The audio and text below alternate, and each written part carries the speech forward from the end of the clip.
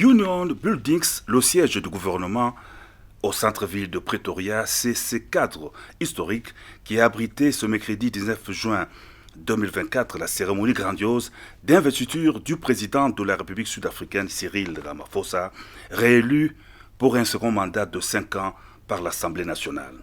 L'événement a fait déplacer vers la capitale administrative du pays plusieurs dirigeants africains, parmi lesquels les chefs d'État des pays membres de la communauté de développement d'Afrique australe.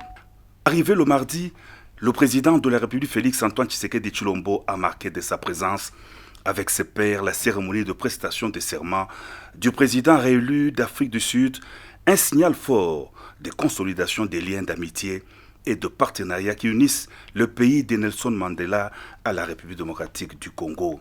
Après les honneurs, le chef de l'État a suivi le déroulé de la cérémonie aux côtés de ses pairs, cérémonie qui a commencé par l'arrivée solennelle du président sud-africain et la première dame sous les ovations de l'assistance.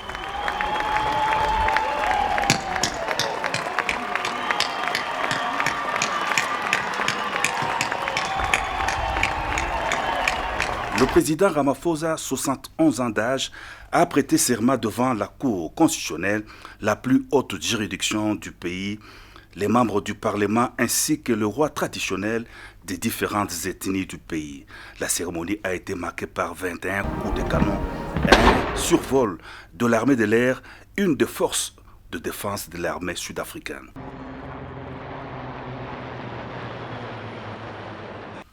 30 ans de démocratie, de partenariat et de croissance depuis l'abolition de l'apartheid.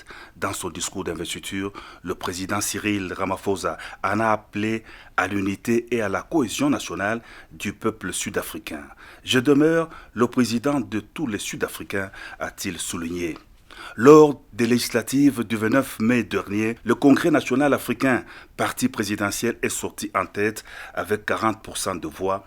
Il a ainsi invité les autres partis à la table des négociations afin de former une majorité au sein de l'Assemblée nationale. La main tendue du président sud-africain a eu gain de cause.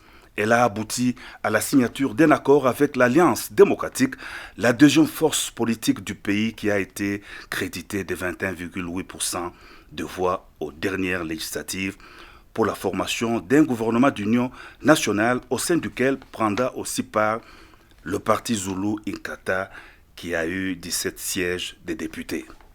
Dans la délégation du président de la République à Pretoria, on a noté la présence de la ministre d'État chargée des Affaires étrangères Thérèse Wamba-Wanière et les hauts représentants du chef de l'État Serge Tshibangu. À la fin de la cérémonie, le président Cyril Ramaphosa est allé remercier vivement ses homologues, le chef de l'État Félix-Antoine Tshisekedi Tshilombo et tous les autres chefs d'État hôtes de marque de la cérémonie d'investiture.